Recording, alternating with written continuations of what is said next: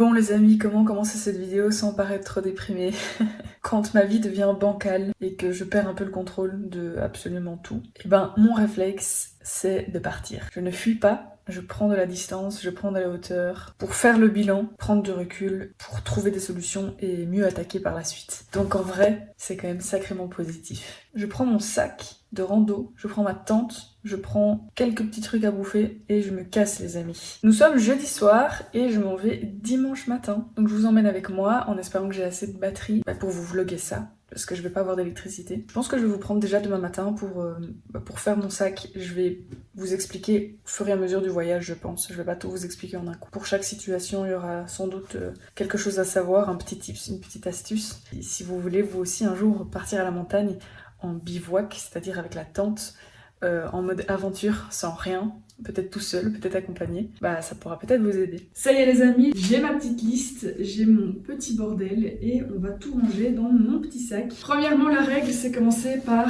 la tente parce que c'est ce qui est le plus lourd et c'est ce qui prend le plus de place. On va venir vraiment mettre au centre du sac. Ensuite, ce que je vous conseille, c'est de mettre tous les vêtements dans le fond autour de la tente. Alors clairement, on s'en fout de savoir si c'est bien plié, il faut vraiment juste que ça épouse au maximum la place que vous avez de disponible. Le sac de couchage, bon clairement, j'ai pas le plus petit, ça va être un peu chaud de le mettre là-dedans, mais je l'ai déjà fait.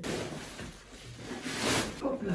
Ensuite, sur le côté, la bouffe. Pour la nourriture, tout est pesé, bien évidemment, en fonction du nombre de jours, parce que c'est important d'avoir assez, mais surtout, c'est important de ne pas avoir trop. Des fruits secs, du couscous, des protéines, flocons d'avoine, du riz, du café et des soupes Roaco. Bon, alors c'est vrai, au début, ça fait beaucoup, mais vous allez voir, ça descend super vite. Je vous conseille d'avoir quand même le moins de déchets possible pour quand même réduire le plus possible votre sac. Et maintenant, sur le dernier côté, nous allons mettre tout le reste. Mon petit essuie. En France, vous dites ça serviette, je crois. Ici, je vais glisser mon réchaud. Ensuite, la bouteille de gaz qu'on peut mettre vraiment tout au-dessus. Et enfin, tout au-dessus, on va prendre un petit PQ et je vais mettre ma gamelle par le dessus. Comme ça le protège de l'eau. Et maintenant, nous avons tous les petits objets, c'est-à-dire moustiques, crème solaire, savon, labello, briquet, très important pour manger, un petit peigne, etc., etc. Ça, on va vraiment le mettre un petit peu partout dans la pochette en haut ici. C'était un peu la trousse de toilette finalement. Hop, on ferme bien ça. Alors maintenant, j'ai le petit caouet du sac. Si j'arrive plus, c'est hyper important pour garder vos affaires au sec. Nous avons les petites slash, comme dirait chez nous, pour la fin de journée. Clairement, je vous conseille de le mettre avant de remplir le sac, ce serait clairement plus facile. Et nous avons enfin le matelas de luxe sur lequel je vais dormir pendant 5 jours. Et pour finir, ma super casserole sur le côté, ça me paraît pas mal. Hein. Voilà. C'est super lourd. Bonjour les amis, nous sommes dimanche et la voiture que vous venez de voir là, c'est la seule voiture qu'il y a dans toute la ville. Parce que nous sommes dimanche, il est même pas 7h, il est 6h50 du matin. C'est parti, j'ai un premier stop en France chez ma maman. J'y arrive ce soir. Donc c'est demain matin seulement que je pars vers la montagne. J'ai toutes mes affaires déjà. Je suis vraiment bien ready, j'ai trop hâte. Regardez-moi ce silence. C'est hyper impressionnant. Il n'y a personne. C'est archi vide. Bonjour les amis, petit débrief, nous sommes à Grenoble. Hier j'ai fait un arrêt chez ma mère, plutôt vers Narbonne-Carcassonne, donc vraiment méga énorme détour juste pour aller voir ma mère un soir. Et donc aujourd'hui en fait j'étais dans le bus direction Grenoble parce que Grenoble c'est une grande ville où la montagne est super facile d'accès sans voiture. J'ai hyper chaud, je suis en pantalon et il fait plus de 30 degrés. Alors première étape en arrivant à la gare routière, j'ai acheté une carte de là où je voulais plus ou moins aller parce que là j'ai encore mon téléphone mais il va falloir que je l'éteigne parce que j'ai des moustiques partout. Parce que en fait il faut que je garde ma batterie, il faut que je m'enfonce dans la montagne parce qu'il est 19h et je ne sais toujours pas où je vais. Donc c'est parti, allons marcher, j'ai pris un tram pour m'enfoncer un peu plus dans la campagne entre guillemets pour sortir un peu de la ville parce que Grenoble c'est quand même une grosse ville. Donc là je suis à la Fontaine, ça s'appelle je crois, ou Fontaine tout simplement, et je ne sais pas où aller. Je vous fais un petit débrief quand j'arrive à monter. Regardez, on se rapproche quand même. Il y a encore beaucoup de gens, beaucoup de mouvements, mais on voit qu'on n'est pas trop loin. Oh, ça monte de ouf déjà les gars. Regardez de là où je viens. Hop. C'est tout là-bas. Ok, du coup les gars, j'ai demandé ma route à des gens qui avaient l'air d'être d'ici, qui m'ont donné une route à suivre. Par contre, je vous ai même pas dit, mais mon sac il fait plus de 15 kilos. En partant de Bruxelles, il faisait 13,3 et j'ai rajouté 2-3 broles, j'ai rajouté mon eau, c'est-à-dire 3 litres, donc 3 kilos. Et donc ça m'étonnerait pas que mon sac fasse genre 17-18 kilos. C'est méga lourd. Là, les deux là que je viens de croiser, ils m'ont dit qu'il y en avait pour 1 heure de marche. Hâte de poser mon campement et de vous montrer ça. Regardez comment c'est pentu et rocailleux, comment je vais en chier. Hop, je viens de là tout en bas. Là, il y a des gens qui font de l'escalade, c'est trop stylé. Bon les gars, je suis un peu paumée, mais regardez ce que j'ai trouvé, une grosse route. Et surtout, il y a des gens. Moi, je viens de là-bas. Je me suis un peu paumée là dans les arbres. En vrai les amis, si vous commencez à ne plus trop apercevoir de sentiers, c'est que c'est une mauvaise route. Parce que généralement les sentiers sont quand même super bien définis. Et je vous conseille vraiment, surtout si vous partez seul, de rester le plus possible sur un sentier et de prévenir vos proches du point A, du point B et de rester sur les sentiers. Comme ça, s'il y a le moindre problème, bah on sait vous retrouver en fait. C'est aussi simple que ça. La bonne nouvelle les amis, j'ai trouvé des panneaux. Donc ça c'est vraiment cool. Je viens de là et je pense que les deux là que j'ai rencontrés en bas, ils m'ont parlé d'une ferme. Ferme Froussard à mon avis, 1,25 km. Je pense que c'est là-bas. Putain les gars, ce petit monsieur là, il était juste derrière moi quand je filmais. J'ai sursauté sa mère. En fait il y a encore plein de gens en activité. J'ai eu peur, j'ai crié comme si on m'attaquait. Il était juste derrière moi et il a vraiment pas fait de bruit le mec. Il y a personne là, ça y est. En fait c'est horrible parce que j'ai jamais vraiment eu peur à la montagne. Mais les gens me posent tout le temps la même question. T'as pas peur, t'as pas peur, t'as pas peur. Et du coup ça me crée un peu une peur. Et c'est une idée que je refoule depuis méga longtemps. Parce que j'ai pas envie d'avoir peur en fait, j'ai jamais eu peur. Juste dans la forêt j'ai jamais été vraiment très rassurée. Parce que la forêt la nuit c'est quand même un peu flippant quoi. Ah non mais en fait je suis encore pas du tout dans la montagne. Donc ça veut dire que depuis tout à l'heure je suis pas là où je pense être. Je suis complètement perdue les amis. Oh il y a quelqu'un. Je vais lui demander, il est en plein effort. Je vais pas l'arrêter dans la montée, ce serait vraiment très, très méchant. Bon les amis, en fait le petit monsieur s'est arrêté. Très sympathique hein, ici. C'est la troisième personne qui m'aide, donc ça c'est vraiment cool. Je pense que c'est par là, enfin on pense tous les deux que c'est par là. Mais c'est trop bizarre de marcher sur une route goudronnée quoi finalement. C'est pas le but. Tout le monde, à chaque fois qu'on m'arrête, on me demande « Tiens tu viens d'où ?» Je dis de Bruxelles. Ah ça s'entend. Alors que je dis 3 mots. Parce que vraiment j'ai l'accent belge à ce point-là. Bon bah les gars, j'ai trouvé la ferme Froussard. Alors franchement je m'attendais à une ferme hein. Je sais pas si vous entendez mais je suis envahie de guêpes. Pourquoi? C'est mon odeur de transpiration. Elles me suivent fort. Je vais me faire piquer. Ah, ça. Les gars, je viens de me faire attaquer mais violemment. J'ai jamais eu peur des guêpes et du coup elles ne m'ont pas fait fuir et je pense qu'il y a eu un nid parce que je me suis fait piquer. En fait elles m'ont sauté dessus et je suis tombée à terre. Putain c'est la première fois que des guêpes me font tomber à terre. Elles étaient nombreuses. Un mec m'a entendu, il est venu à mon rescousse. Heureusement qu'il était là. Il m'a enlevé le dard de l'oreille. J'ai méga mal. Un enfer. Le double enfer dans cette histoire. C'est que du coup je peux pas me poser là parce qu'apparemment il y a des nids. C'est infesté. Oh putain j'ai eu peur. Putain j'en reviens toujours pas. Elle m'a éclaté l'oreille. Regardez le petit point rouge là, c'est là où elle m'a piqué. Ah la pute. Bon sinon c'était le destin parce que j'ai trouvé un truc encore plus beau. Par contre j'ai des chutes de tension les gars, ça m'a mis mal de me faire piquer parce que j'ai eu une panique comme ça. Et j'ai méga faim, j'ai pas mangé depuis ce matin, il est 20h30, j'ai quand même fait de l'effort. J'ai soif donc ça veut dire que je suis quand même déshydratée. Et je suis un peu dans un état second, je vois tout flou. Il faut que je bouffe là. Mais regardez les amis, c'était le destin que je me fasse piquer et que je m'en aille de cet endroit. Parce que j'ai trouvé x1000. x1000 mieux je voulais dire. Regardez-moi ce champ bien plat. Là on voit les petites montagnes qui sont ensoleillées. Hop, et demain à mon avis le soleil se lèvera là, ça va être super joli. Donc en fait là nous avons un sol bien plat, alors c'est très haut comme air donc ça va peut-être être un peu chiant, on va voir ce que ça va donner. Mais du coup moi j'ai trouvé un petit truc plutôt sur le côté parce que j'ai l'impression que là c'est un peu marécageux. Donc je vais foutre ma tente là, je vais manger avec cette vue les amis, c'est pas trop beau. Il est 21h et ça va, je me suis un peu calmée. J'étais un peu stressée, cette histoire de guêpe m'a un peu stressée, puis j'étais un peu stressée de mon entourage parce que j'ai vu pas mal de gens aussi, je me suis dit que j'étais pas seule, enfin bref. Je me suis installée, ma petite tente, j'ai installé mes petites affaires à l'intérieur. Voilà, là je me fais un petit casse-croûte et ça va, je commence à me détendre. Oh putain, je flippe quand même, j'ai quand même des petits trucs de flip. Hein. J'ai l'impression qu'à tout moment quelqu'un va surgir. Mais c'est vrai que c'est dommage parce que du coup j'ai l'impression que comme on n'a pas arrêté de me dire t'as pas peur, t'as pas peur, t'as pas peur. Et du coup ça m'a vraiment induit, je sais pas quoi, comme peur alors que vraiment je flippais pas du tout. En fait il y a une fois où j'ai flippé, avec mon ex-copain aussi, et c'était dans la forêt. Parce qu'habituellement je suis en haute montagne. Et en haute montagne il n'y a pas vraiment de forêt. C'est très aride, c'est la roche quoi, c'est la montagne. Et je trouve que ça fait beaucoup moins peur parce que la forêt, on n'a pas vraiment d'idée de ce qu'il y a dedans, puis il y a beaucoup de bruit aussi. Et là je sais qu'on n'est pas très loin de Grenoble donc il y a beaucoup de gens et donc je me dis un fou ça peut très bien venir jusqu'ici. Après j'imagine, enfin c'est ce que je pense depuis le début, je pense que je suis carrément beaucoup plus en insécurité à Grenoble ou dans une grande ville que dans la montagne quoi. Pour tout ce qui est bête et tout, s'il y avait des réels dangers, le bivouac serait interdit. Je pense que la France ne prendrait pas autant de risques. La lumière est incroyable, je vous montre. Donc ce soir petit riz avec un petit bouillon de volaille que je vais mettre dedans pour faire un petit peu sauce quoi. Donc voilà, c'est très pauvre en protéines mais j'ai des petits saucissons sur le côté donc ça va le faire. Et regardez-moi cette vue, ce calme. Regardez, moi je l'ai cassée, je crois que c'est quand j'ai fui la guêpe. Elle est toute tordue la pauvre. Bon voilà les amis, je suis couchée. J'essaye de pas trop me concentrer sur les bruits parce que j'avoue que je suis un peu flippouille ce soir. Il y a beaucoup de bruit dans la forêt. Des bruits de craquements. J'ai l'impression que quelqu'un s'approche. C'est horrible. Je pense que ça m'aide pas de regarder des vidéos du grand JT qui dort dans des forêts hantées et tout. Il fait des dingueries hein, quand j'y pense. Je sais pas si vous connaissez, mais en gros c'est un mec, il va dans des lieux hantés et il y passe la nuit et il essaye de voir s'il y a des esprits, des trucs comme ça. Je sais pas trop s'il croit vraiment aux esprits et tout parce que à chaque fois il est hyper rationnel et il trouve rien en fait. Mais du coup, juste par kiff, avant il va se faire des nuits dans des lieux hyper hantés pour voir s'il y a quelque chose quoi. Je trouve ça ouf. Mais bon après c'est un homme qui a l'air grand et baraque. Forcément ça fait moins peur qu'une petite nana toute seule dans sa tente. S'il m'arrive un truc, il m'arrivera rien.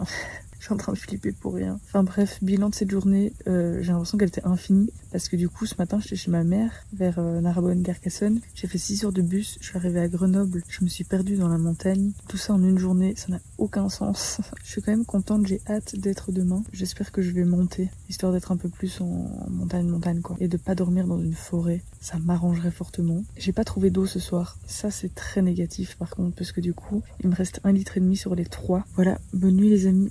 À demain, dormez bien. Bonjour les amis, nous sommes donc le 9 juillet et il est 7h57. Je suis crevée alors que je me suis endormie vers avant 23h je crois. Écoutez, j'ai pas méga bien dormi, qu'on se le dise. J'ai fait des rêves très étranges où j'étais dans la montagne et que je me faisais agresser. Et j'ai fait un deuxième rêve un peu mêlé avec la réalité où j'étais dans ma tente ici et où quelqu'un m'attrapait le corps. À travers ma tente et ça m'a réveillée en sursaut. Je crois que mon cerveau a interprété les bruits qu'il entendait autour comme si c'était des pas qui se rapprochaient, vous voyez. Je pense qu'il y a eu des bêtes, je pense qu'il y a eu des grosses bêtes près de la tente. C'était flagrant comme bruit, vraiment. Je pense qu'il y a eu, mais je sais pas trop ce qu'il y a comme bête ici. Et donc ouais, je pense que j'ai dormi d'un peu d'un œil et je le ressens hyper fort. J'ai pas eu froid du tout même, je me suis même réveillée, parfois j'avais trop chaud. Je vais vous montrer la vue hein. Le soleil s'est couché par là hier, donc hop, aujourd'hui il se lève là. En plein sur la tente, donc j'avoue qu'il fait vraiment très chaud, mais on va pas se plaindre hein. Donc aujourd'hui, mon petit café est déjà fait, je vais me faire à manger. Regardez, j'ai cramé ma poêle, ce qui est très chiant parce que j'ai rien pour la laver, enfin pour gratter quoi. Et donc aujourd'hui, au programme, pour ce petit déjeuner, nous avons 40 grammes de flocons d'avoine, nous avons à peu près 50 grammes de fruits secs avec un petit peu de dattes séchées, et nous avons une dose de protéines vanille, histoire que ça donne du goût et histoire d'avoir des protéines. Je vais quand même vous montrer ma tente, bah, elle est un petit peu en désordre, mais regardez. En fait, tous les bruits venaient de là, c'était trop chelou. Hop, ma petite tente. Et mon quartier. Voilà, donc petit déj, et puis on est parti. Objectif numéro 1, trouver de l'eau, parce que là j'ai moins d'1,5 litre, ce qui est vraiment chaud, surtout qu'il va faire chaud. Et j'ai pas du tout mal à l'oreille les amis, de ma piqûre, donc ça c'est cool. Regardez les amis, il y a des parapentistes. J'étais en train de faire mes besoins, quand tout d'un coup ils ont décollé, je me suis dit bah flûte. En plus il a l'air d'aller droit sur moi hein, celui-là. Je sais pas où il va dit. Ouais, bah clairement. Waouh, c'est impressionnant. Bon, heureusement que je viens de faire mes besoins. Ah, c'était super beau.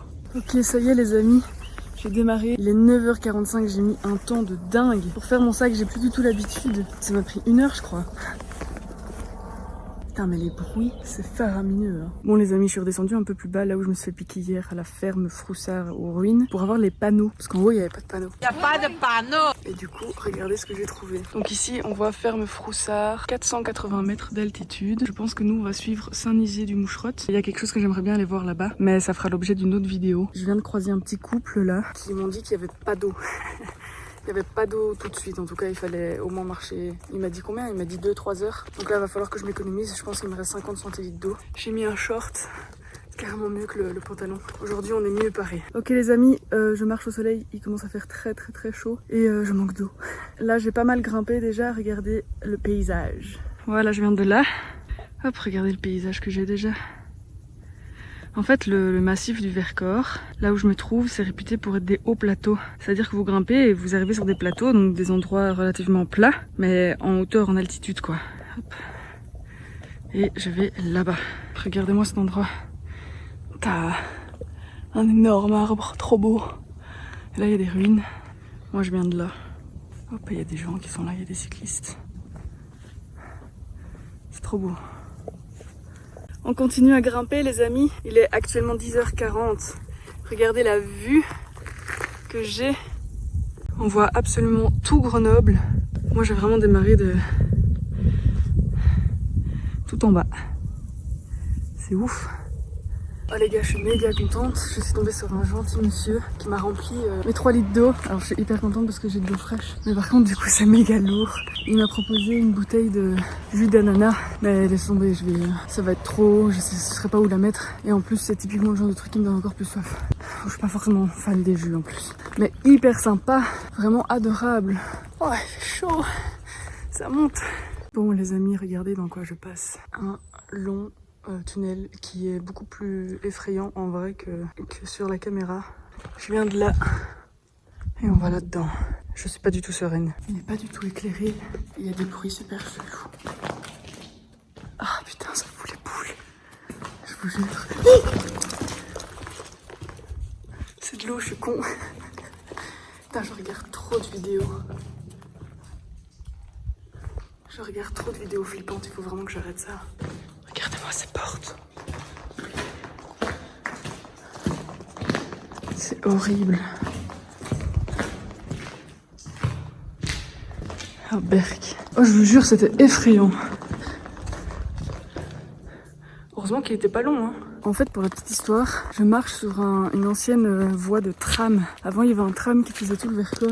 Ça a été ouvert en 1900, ça a été fermé en 1950. Et donc, en fait, ils passaient dans ce tunnel-là, quoi. Ils ont, à mon avis, créé ce tunnel pour la rail de tram. Ou reconstruit le tunnel, je sais pas. Et donc voilà, ça explique un petit peu ça, quoi. Regardez les amis, comme c'est joli. Je viens d'arriver dans un petit village, là. Je pense que ça s'appelle Blanche-Neige, le village de Blanche-Neige. Il est actuellement 12h47. Je commence tout doucement à me fatiguer et à avoir faim. Ce matin, du coup, j'étais à 11 km de Saint-Nizier-du-Moucherotte, là où j'aimerais bien dormir ce soir. Il m'en reste 4. Donc je suis quand même très contente. J'ai quand même bien marché. En montagne, en fait, il faut regarder combien d'altitude sur combien de kilomètres. Par exemple, si vous avez 500 mètres d'altitude positif sur 1 heure, vous allez mourir. Si vous avez 500 mètres sur la journée, ça va relativement être plat. Par contre, les gars, j'ai complètement cramé mon porridge ce matin et la tache plus foncée, c'est genre hier. Et en fait, j'avais pas d'eau ce matin, donc je l'ai pas nettoyé. Donc là, je suis en train d'essayer de frotter. Je crois que je vais mettre un peu de savon multi-usage là que j'ai trouvé chez Decathlon. Et je vais tester un truc. Je vais mettre des cailloux et je vais secouer pour... Peut-être ça va gratter. Pas de mousse. Bon, j'arrive pas à faire mieux que ça, mais en vrai, je crois que ça a quand même un peu lavé. Mais écoutez, tant pis. Au pire, c'est du porridge et c'est du riz. Ce midi, nous avons de la semoule pour faire du couscous avec une petite roco curry. Et alors ça, je vous conseille hyper fort parce que c'est ça en fait qui va gérer vos doses. Donc bien sûr, je pèse tout avant de partir, histoire d'être sûre d'avoir assez. Et donc là, j'ai prévu 100 grammes de semoule. 50 grammes, c'est à peu près ça. Et donc là, je sais que je peux me mettre 2 doses. Et donc j'ai prévu ça tous les midis et j'ai prévu du riz tous les soirs. Le riz, c'est en sachet, donc c'est clairement plus facile. Le couscous, ce qui est vraiment génial, c'est que ça cuit méga vite. Et donc là, avec ma petite soupe, hop, n'hésitez pas à laisser un peu d'eau, comme ça fait sauce. Mais pas trop parce qu'il faut pas non plus que ça fasse soupe. Et donc là ce qui est cool c'est que vous avez une espèce de petit couscous curry. Après c'est pas méga équilibré, disons qu'il manque des légumes. Mais j'ai pris des pommes avec moi et j'ai pris des saucissons, des petits saucissons secs. Je viens d'en manger un. En vrai c'est très réconfort comme repas. Regardez la vue que j'ai. Je suis bien. En fait, ce qui est vraiment cool quand on part comme ça tout seul, c'est que la vie est beaucoup plus lente. J'ai pas d'internet, j'ai que mon téléphone. Mon autre téléphone est éteint pour économiser la batterie si j'ai besoin d'aide. Et du coup, il y a personne qui essaie de me joindre. Et de toute façon, je répondrai pas et je le sais pas. Enfin, c'est des vraies vacances où on est vraiment déconnecté. Et du coup, on est hyper centré sur soi-même et sur ses pensées, sur ce qui se passe dans sa vie et où on en est. Un peu le bilan, vous voyez. Je pense que quand ça va mal, si vous en avez la possibilité, je vous conseille vraiment de déconnecter et de vous retrouver seul avec vous-même parce que quand on est entouré, c'est trop, ça déborde en fait. On a les conseils des uns, on a les conseils des autres, puis les gens essaient de trouver des solutions pour nous alors qu'on n'en a pas forcément envie non plus. Nos choix sont trop influencés et parfois ça doit aller trop vite alors que en fait juste, on a besoin de réfléchir, on a besoin de prendre du temps pour réfléchir, prendre du recul. Et je pense que c'est important de se retrouver seul pour savoir ce qu'on pense, savoir comment on veut réagir et en fait apprendre à se connaître, apprendre à se faire confiance et à n'écouter que soi en fait. Les conseils sont bons à prendre mais il faut pas que ça influence trop et il faut pas du coup que ça rende la vie encore plus difficile que ce qu'elle l'est parce que quand on a X personnes importantes dans notre entourage, ça fait X conseils et en fait juste c'est trop et on a besoin de prendre du recul quoi. Et en vrai on n'y pense pas aussi mais du coup on n'a pas la radio, on n'a pas la télé, on n'a pas les réseaux sociaux. Là en plus moi je suis belge mais c'est vrai qu'avec toutes les élections là en France, en Belgique aussi, c'est un moment très anxiogène et là ça me permet d'être complètement coupée et ça me fait pas stresser parce que je sais que je vais revenir à la réalité et que je vais récupérer toutes les infos mais du coup là ça me permet de faire une pause dans ma vie en fait. C'est vraiment comme si vraiment littéralement j'appuyais sur pause quoi. Et ce qui est fou aussi c'est que du coup comme j'ai pas de musique j'ai zéro stimulation sensorielle sauf tout ce qui est le vent dans les arbres, les animaux, les bêtes et tout. Parfois ça fait un peu flipper mais du coup c'est ultra reposant et c'est toutes ces infos là en moins qui rend la vie beaucoup plus lente. Une journée passe tellement vite quand il y a 1000 infos, qu'on a 1000 rendez-vous, qu'on parle à plein de gens, qu'on écoute de la musique, qu'on regarde le soir un film et tout. J'ai l'impression que ça va hyper vite et qu'on n'a pas le temps de souffler et que dès qu'on a eu une info en tête, hop, il y en a une autre qui suit directement et on n'a pas le temps de digérer tout ça et c'est beaucoup trop, surtout que là sur le point personnel, ma vie c'est un peu chaotique et sur le point professionnel c'est complètement chaotique. En fait ma vie est complètement chaotique et en fait c'était juste trop avec toutes les nouvelles, ce qui se passe dans le monde, ce qui se passe dans l'Europe, en Belgique, en France et tout, c'était trop. Et moi personnellement c'est parce que j'ai une personnalité très très introvertie, j'ai besoin aussi de couper avec les gens et d'être solo au monde et vraiment du coup comme j'ai plus rien en termes de stimulation, que ce soit sur les écrans, dans les médias ou même des relations dans la vie, je suis obligée d'être face à mes pensées, je suis obligée d'être face à ce que je vis et aux solutions que je vais devoir trouver et c'est trop bien, vraiment c'est comme si c'était une espèce de thérapie mais ultra concentrée en quelques jours et c'est parfois très fatigant, c'est parfois très difficile mais c'est tellement enrichissant, c'est tellement cool. Je vous conseille vraiment, il y a des gens parfois ils sont mal et ils restent quand même avec les mêmes personnes et ils restent ultra connectés et en fait ça les rend encore plus horriblement malheureux et j'ai envie de leur dire à ces gens-là mais barre-toi en fait, si t'as l'occasion, si t'as pas de gosse, si t'as un peu d'argent de côté, que tu viens de perdre ton travail ou que t'as des congés à prendre, mais en fait barre-toi, mets-toi dans une situation ultra inconfortable pour toi et ça te fera ressortir quelque chose que tu connais peut-être pas et ça te fera surtout cogiter hyper fort sur ta vie quoi. Et donc c'est trop bien. Mon oreille est gonflée et rouge et me fait méga mal. Donc on ne voit plus la piqûre mais je vous assure que je le sens, j'ai ultra mal. Voilà, pour finir cette petite confession. Regardez les amis où on en est. Ça c'est Grenoble là. On a bien monté hein. Franchement, c'est impressionnant de voir ça. Ça doit taper là-bas, ça doit être chaud à l'intérieur de Grenoble, dit. Ouh là là, regardez la neige éternelle là-haut. C'est magnifique, hein. La dernière fois que je suis partie toute seule, j'ai été jusqu'à la neige éternelle. Regardez les amis, Saint-Nizier du Moucherotte. Bon, en fait, c'est à l'envers. Comme ça vous voyez mieux. Ok les amis, du coup on est arrivé à Saint-Nizier du Moucherotte. Le truc c'est que c'est pas du tout un petit village, c'est quand même un gros bazar où les voitures roulent. Ce qui ne me plaît guère. Il est 16h, il est encore tôt. Là je me suis arrêtée près d'un point d'eau, potable et non potable. Je vais tremper mes pieds dans l'eau froide parce que j'ai mal aux pieds qui sont tout gonflés par la chaleur. Et après j'irai prendre mes petites affaires et j'irai m'enfoncer un peu plus loin. Parce que là on voit, vous voyez le nombre de voitures, en fait je pense que c'est un peu un truc touristique ici. Et en fait j'irai bien là-bas, chercher un terrain où je peux mettre ma tente quoi. Donc je sais pas trop, mais quoi qu'il arrive, on peut pas mettre la tente à 16h, c'est trop tôt. Je suis crevée, je suis déjà à 21 000 pas. Voilà, je suis fatiguée les amis, je suis fatiguée, ça monte bien fort, hein. Franchement. Là je pense qu'on a dépassé les 1100 d'altitude. Ce matin on était à 480. C'est-à-dire que j'ai quand même fait 700 mètres. Ce qui n'est pas énorme au final.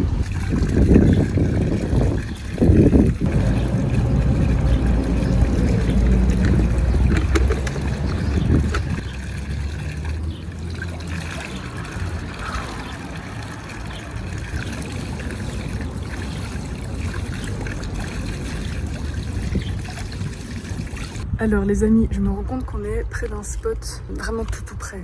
genre j'ai l'impression que c'est à côté de moi. Et vous allez comprendre pourquoi cette destination. Et bien tout simplement parce qu'il y a un lieu que j'ai vraiment très envie de découvrir. Mais je ne vous en dis pas plus. Ce que je voulais vous dire, si vous cherchez de l'eau, cherchez les églises ou les cimetières parce qu'il y a d'office un point d'eau potable. À côté des cimetières, c'est toujours comme ça. Donc là, voilà, église paroissiale, mais c'est clairement un cimetière. Enfin, je pense qu'on peut aller dedans, mais c'est clairement plus un cimetière qu'autre chose. Et vous avez toujours une petite fontaine. Donc c'est un méga bon tips si vous êtes en stress un jour et que vous savez pas où trouver de l'eau. Bon les amis, il est 17h40, ça fait 1 heure que je marche. Je ne trouve pas. En fait, ce que je cherche, c'est les ruines des JO de je ne sais plus quelle année. Les ruines d'un tremplin de ski avec plein d'autres infrastructures, mais je trouve pas, ça me désespère. Alors, ce qui me désespère aussi, c'est que j'arrive pas à trouver un endroit pour dormir. Là, je suis dans un champ, c'est plat, c'est à l'ombre, c'est pas mal, mais en fait, on entend de ouf la route, mais genre grande route avec les voitures qui roulent vite, quoi. Et donc, c'est vraiment bof. Alors maintenant, est-ce que ça va se calmer la nuit? Je sais pas, mais en tout cas, ça fait 3 nuits que je dors pas bien et je kifferais bien trouver un endroit un peu calme quoi. Coucou les amis, ma tente est mise, j'ai déjà mangé parce que j'avais trop la dalle, il est actuellement 19h30 et je suis en train de regarder avec ma carte désespérément ce que je vais faire demain parce qu'en fait nous sommes le 9 et le 12 du coup, le 12 soir, il faut que j'atteigne Grenoble pour prendre mon train à Lyon. Et donc en fait il faut que je sois un peu maligne et que je fasse une boucle cohérente. Comme je vous ai dit, j'ai pas trouvé les ruines des JO, du tremplin de ski et donc un peu désespérée, j'étais en train de faire mon planning quoi, mais sans penser aux ruines des JO. Puis je me suis dit c'est quand même bête, je suis là, c'est à Saint-Nizier de Moucherotte quoi, je suis vraiment là. Et donc j'ai allumé mon téléphone parce que tous les soirs j'envoie à ma maman où je suis, où je vais demain et si tout va bien. Et j'en ai profité de ma 4G pour taper sur Google Maps. D'abord sur Google, j'ai vu les photos, je me suis dit mais allez c'est bien Saint-Nizier de Moucherotte et tout, enfin c'est bizarre que je l'ai pas vu. Surtout que sur la carte en fait, je vais vous montrer. Vous voyez sur la carte ici donc Saint-Nizier de Moucherotte et moi je suis vraiment là à la lisière de Dubois là. Et il est marqué tremplin de saut à ski. Et je me suis dit, mais allez, même la carte le dit, ça n'a aucun sens. Et donc je cherche sur Google et je vois des photos. Je me dis, allez, c'est con parce que ça a l'air quand même stylé quoi. Et je n'avais pas la présence d'esprit jusqu'ici, mais je l'ai eu heureusement de taper tremplin de ski dans Google Maps, les amis. Trop bête, mais en fait trop pratique. Je vous jure, c'est à 200 mètres de moi. Et en fait, tout à l'heure, quand j'ai fait la boucle, je suis passée à 50 mètres de ce truc. Heureusement que je regarde parce que j'étais à 2 doigts de passer à côté de ça alors que je suis là.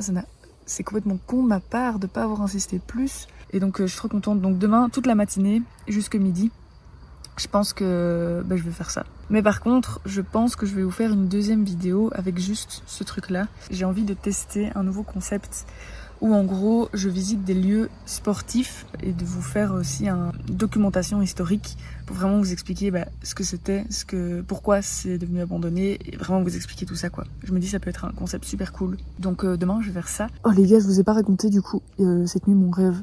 J'ai fait un premier rêve où en gros, c'était un mec qui ouvrait les tentes, enfin qui avait ouvert ma tente, mais j'ai l'impression que dans mon rêve, il avait l'habitude de faire ça et qui m'a dit je te passe dessus et je me casse quoi. Genre je te viole en fait. Horrible, enfin vraiment horrible. Et dans mon rêve, on était plusieurs et après on traquait ce mec pour l'arrêter, enfin bref, l'enfer. Et mon deuxième rêve, c'était vraiment presque une terreur nocturne parce qu'en fait, je pense que mon cerveau a mélangé de ouf les vraies informations à celui de mon rêve. Et en fait, j'étais dans ma tente, donc vraiment dans ma tente, enfin genre j'étais même en train de penser que j'étais réveillée, enfin vous voyez les terreurs nocturnes, mais c'était pas tout à fait ça parce que j'étais pas paralysée, c'était pas une paralysie du sommeil, mais vraiment c'était pas loin en tout cas. Et en fait, j'ai rêvé que quelqu'un s'approchait de ma tente et qui me prenait le bras au travers de ma tente pour voir s'il y avait quelqu'un dans la tente. Au moment où il a fait ça, j'ai rien fait, j'ai rien dit, j'ai pas crié, j'étais terrorisée. Le mec est parti et puis il est revenu faire la même chose avec mes pieds qui sont beaucoup plus proches de la tirette, qui m'a pris les pieds comme ça avec mes orteils quoi. Et à ce moment-là, dans mon rêve, j'ai hurlé sa mère et je me suis réveillée en sursaut. Et c'est vraiment le moment où tu te réveilles et tu te dis ok, je sens que là je suis vraiment réveillée et que c'était un rêve, mais au moment du rêve, je pensais que c'était la réalité quoi. Ce flash, l'enfer. Bon les amis, tout pour vous dire que je suis éclatée de fatigue et que aujourd'hui j'ai fait 26 360 pas, soit je crois plus ou moins 15 km, que J'ai fait 700 mètres de dénivelé, c'est-à-dire que ce matin on était à 500 mètres, maintenant nous sommes à 1200, si mes calculs sont bons. Et voilà, je vous fais des gros bisous, je vous dis à demain. Ciao. Bonjour les amis, j'espère que vous allez bien. Alors ce matin, j'ai beaucoup dormi. Je me suis endormie vers 22h20, un truc comme ça, je me suis réveillée à 7h40. Par contre, il a plu énormément et il y a même eu un orage. Ce matin, j'ai eu le temps de me laver un petit peu, figurez-vous. C'était un peu froid parce que du coup là, il fait pas très chaud. Je sais même pas si je vous ai déjà montré ma vue. Hop, le soleil est là. Je vais vous montrer... Ah! Oh putain, j'ai mal partout quand même. Regardez, hop, ma petite tente. Par contre les gars, j'ai extrêmement mal aux hanches parce que c'est ici que le sac vient. Et dormir sur un petit mousse, quand je suis sur le côté, bah forcément ma hanche sur le dur, c'est pas ouf non plus. Mais c'est pour ça que c'est hyper important d'avoir un bon sac de rando. Parce qu'en fait, un mauvais sac de rando, tout va être sur votre dos. Alors qu'un bon sac de rando, il va vraiment venir s'attacher à vos hanches. Et donc c'est quand même vos hanches qui vont porter les 15 kilos supplémentaires. C'est beaucoup mieux. Allez, le petit déj. Et puis on est parti, je vais chercher de l'eau. Puis on est parti pour les ruines. Les gars, regardez-moi. Je viens de mettre ma casquette. Regardez cette oreille. Oh, mais elle est énorme. Ça s'arrête pas. Oh, mais regardez-moi ça. C'est l'enfer.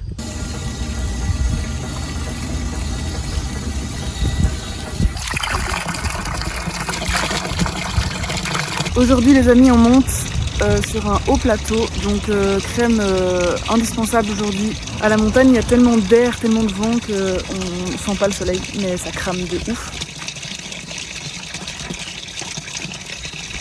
C'est un coup de soleil en plus sur mon oreille, crème ultime.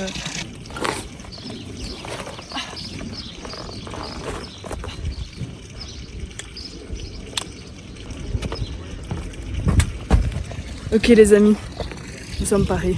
Étape numéro 2, maintenant que tout est rempli, tout est fait, la crème solaire est mise. Nous allons aux ruines des Jeux Olympiques. Bon les gars, je suis ultra excitée parce qu'il est juste devant moi. Du coup je vais vraiment faire une vidéo juste pour ça. Donc je vais vous montrer une toute petite image, là, maintenant, tout de suite. Mais si vous voulez en voir plus, eh ben allez voir l'autre vidéo. Oh là là. Regardez. C'est incroyable. Voilà la seule image que vous verrez les amis. Bon et bien voilà les amis, du coup les ruines viennent d'être faites. Du coup je vous réserve vraiment une vidéo juste pour ça. Ce sera une toute petite vidéo parce que on a quand même très vite fait le tour. Je suis hyper heureuse parce que j'étais pas sûre de trouver, je l'ai trouvé. Et c'est un peu mon premier urbex. Donc allez voir cette vidéo et dites-moi ce que vous en pensez. C'était trop beau, la vue était incroyable. Bon les gars, il est 14h10, je suis en train de manger ma petite préparation là à base de couscous et de curry. J'ai renversé la moitié à terre. Je me suis vraiment arrêtée au bord de la route et vraiment on dirait le décor du film Le Rituel, je sais pas si vous connaissez. Un film d'horreur qui se passe dans une forêt assez similaire finalement. Bon les amis, j'ai fini de manger. Maintenant on est reparti. Du coup je savais que c'était un moment de la rando où il fallait monter très très fort. Et en fait c'est ce chemin là que je dois prendre. Ça tape de ouf même avec ma crème solaire. Je sais pas si ça se voit à l'écran, je vois pas grand chose. Mais je sens mes épaules cramer de ouf. Donc je vais bientôt remettre de la crème. Ça vraiment les gars, n'hésitez vraiment surtout pas. Je viens de mettre aussi du beurre de cacao protection 50. Parce que vraiment, déjà ça donne le cancer. Et je pense que aujourd'hui dans la vie il y a beaucoup de choses qui donnent le cancer. Donc si on pouvait éviter, ce serait bien. Salut, petit chemin plat, c'était sympathique. Maintenant on est parti. Je viens de là, franchement c'était sympa cette petite balade dans la forêt. Maintenant les choses sérieuses commencent quoi. Donc là en fait les amis, le secret c'est comme pendant la course à pied. C'est exactement la même chose. Pour celles et ceux qui connaissent la course à pied, il faut travailler l'endurance fondamentale, c'est-à-dire courir très lentement, mais pouvoir courir 2 heures d'affilée. C'est exactement la même chose. Bon, je sais pas si on voit un peu à quel point je transpire, mais c'est d'une violence. Parfois je dois même monter sur le côté parce que c'est trop pentu. Même mes tendons d'Achille, ils étaient pas prêts. Ok les amis, je crois que je suis arrivée au plus haut pour cette partie en tout cas. Regardez là où je dois aller. Moi je viens de là, on voit même pas la route tellement c'est pentu. On la voit même plus, regardez sur quoi je tombe. Alors je me dis mais trop bizarre, est-ce que je vais devoir redescendre? Eh ben non en fait. Il faut que je monte ça, putain. C'est-à-dire que là on est même plus sur la rando, on est sur je sais pas quoi, mais avec mon sac je vais juste décéder quoi. Là je sais pas si on se rend compte. On est clairement en Via Ferrata là, hein. On est clairement en escalade et je vais clairement me retrouver à quatre pattes. Putain mais les gars, regardez-moi ça. Là où je vais, là où je suis, c'est de l'escalade. Enfin, c'est très chaud. Je pense que c'est mon record de difficulté en termes de dénivelé. Parce que là vraiment, même sur la carte, il y a même plus de ligne de dénivelé, c'est juste c'est brun. C'est une même ligne. Tellement en fait les mètres de dénivelé à monter se montent en escalade quoi. Vraiment j'exagère pas, j'étais vraiment à quatre pattes, je me suis trouvé un bâton parce que c'est impossible sinon. Si je me mets debout, mon sac me tire en arrière. Et si je tombe debout, c'est fini, je dévale tout là jusqu'en bas. Donc c'est très chaud, j'ai très chaud. Selon la carte, c'est vraiment très difficile, mais pas très long. Donc là, je pense que j'ai encore un petit peu derrière moi. Enfin, je vais vraiment mettre mon téléphone comme ça pour vous montrer. Là, à partir de Saint-Nizy-du-Moucherotte à presque 14h, c'était pas ouf, c'était pas une bonne idée parce que du coup, je suis un peu à la bourre. Bon, les gars, je suis complètement paumée. Il y a plus de sentier en fait. Il y a plus de sentier. Je trouve pas de balise et la carte, ils disent que c'est dans les bois. Donc je suis un peu apeurée et c'est pour ça qu'il faut il faut prendre son temps parce que là j'ai pas vraiment le temps de me perdre, il est 16h quoi. Donc j'ai pas le temps de me perdre là, il faut que je trouve vite mon chemin. Et donc là je suis tentée de faire demi-tour mais en fait ça veut dire que je dois tout redescendre, tout remonter. En même temps si je reste en haut et que je chipote et que je continue ma route sans balise, ça peut être dangereux quoi. Donc je crois que je vais devoir redescendre. Mais ouais non, je suis complètement paumée. Je suis complètement paumée. Bon les gars, je suis complètement perdue. Du coup j'ai essayé de m'en sortir juste avec la carte. Quelque chose que je ne conseille pas du tout. Mais en fait premier conseil, avoir une carte. Deuxième conseil, si vous êtes perdu, il faut vraiment revenir sur ses pas. Mais moi j'ai pas voulu. Parce que vous connaissez, faites ce que je dis, pas ce que je fais. Moi qui pensais que j'avais fait le plus dur, et ben en fait, je viens de vivre la même chose, mais version sans sentier balisé. Mais du coup, c'est très mal fait en fait, parce qu'il n'y a pas de sentier, c'est vraiment entre les arbres. Donc en fait, à partir de ce moment-là, foutez des putains de balises tous les 2 mètres quoi. Et en fait, ils en ont mis un tout en dessous où je vous ai filmé là avec la grosse pierre, mais après, j'en ai pas vu. Et c'est trop bizarre. Enfin.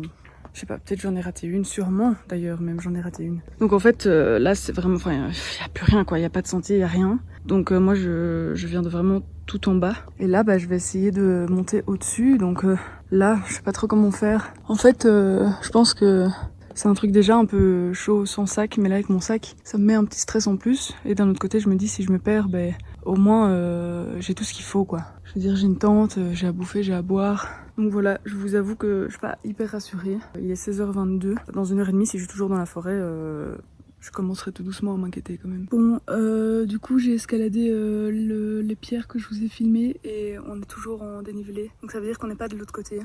Et ça monte encore beaucoup. Du coup, je commence tout doucement à stresser un peu parce que le début de la rando est loin. Il faut pas que je me perde. Après, je pense que j'ai un bon sens de l'orientation si je dois redescendre sur mes pas. Mais c'est méga casse-gueule. Enfin, j'ai escaladé la pierre, donc si je dois repasser dans l'autre sens, c'est un peu chaud. Donc là, je vais allumer mon téléphone pour voir s'il y a de la 4G, pour voir si je peux allumer Google Maps. Peut-être avoir le satellite pour savoir si je suis loin en fait de la crête. Donc moi, je me trouve là, Moucherotte, celle-là, et donc j'aimerais moi récupérer ce sentier-là. Et donc en fait là j'aimerais aller vraiment toute chousse, tout droit quoi.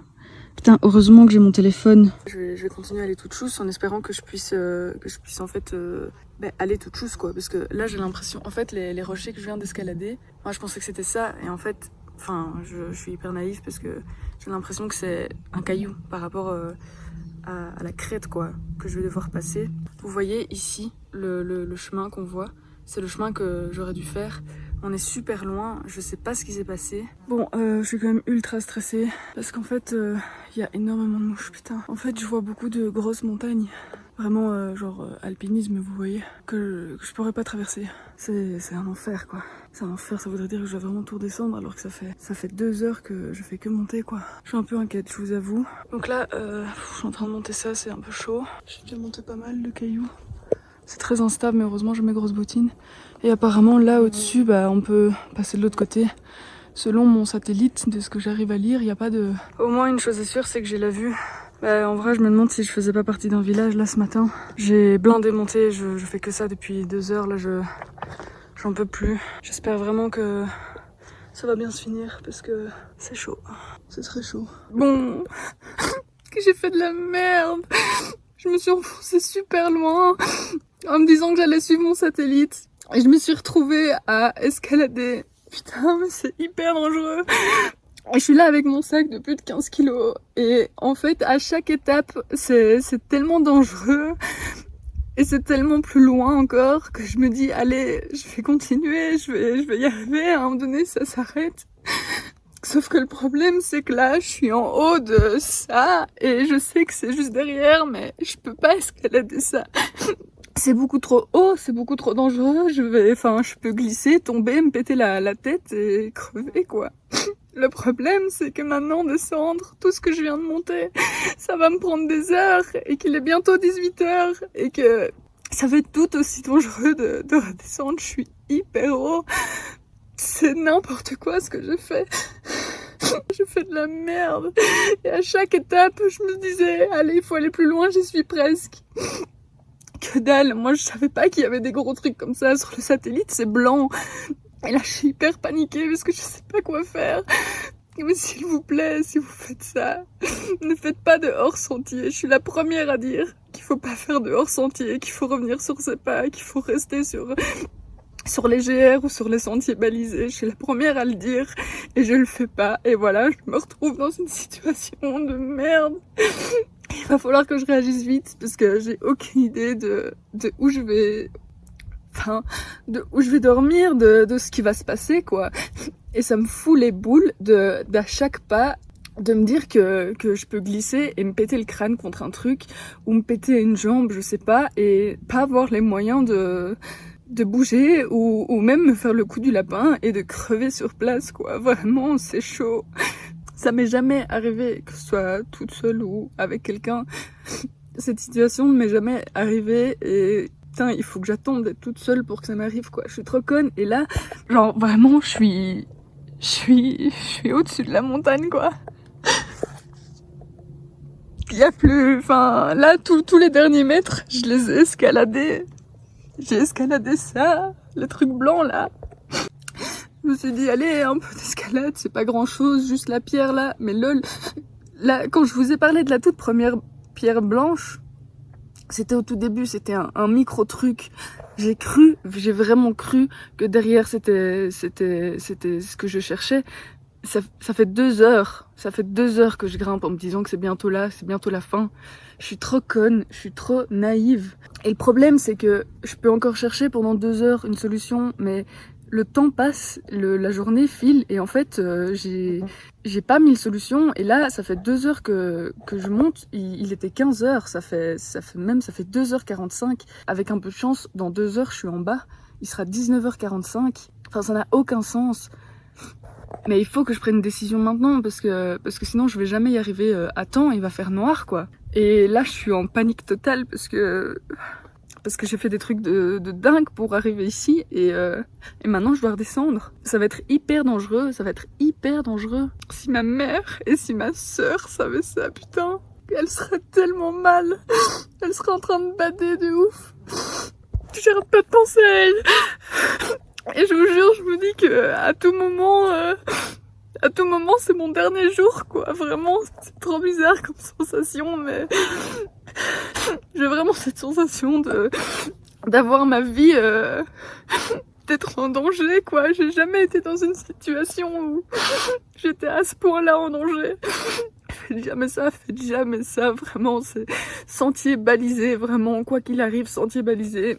Parce que des sentiers balisés vous mettront jamais en danger et si quand même vous avez quelque chose, les gens savent où vous êtes, les secours peuvent vous trouver. Moi je suis au plein milieu de la putain de montagne, c'est n'importe quoi. Donc là il est 17h46, il faut que je rebrousse chemin et il faut que je fasse méga gaffe, il faut que j'aille vite mais sans me précipiter. Avec mon sac de 15 kilos, il faut que je retrouve mes esprits et et que je me calme. Ok les gars, ce qu'on voit derrière moi, j'ai l'impression que c'est... Vous voyez la toute première fois où je vous ai dit que mon instinct me disait qu'il fallait que j'aille là et que je pensais que c'était juste derrière.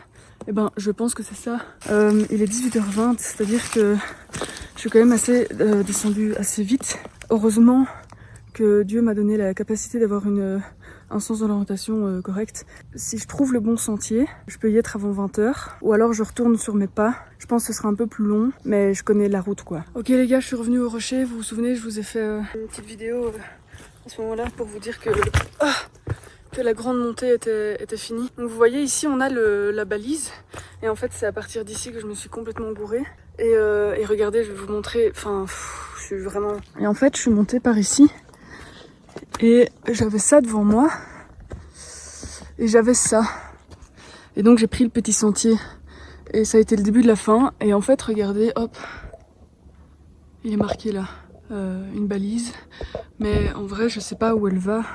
J'arrive pas à voir exactement, je trouve que c'est pas hyper clair, et je vous avoue que ce soir je vais dormir là où j'ai dormi hier, parce que du coup je connais le chemin. Et je suis descendue en 50 minutes, putain, je crois que c'est un stress qui m'a mis dans un tel état d'esprit qu'il fallait juste descendre quoi. Je suis crado, j'ai des blessures absolument partout, je suis en train de me faire bouffer par les bêtes, enfin c'est une catastrophe. Et regardez, mon sac est complètement...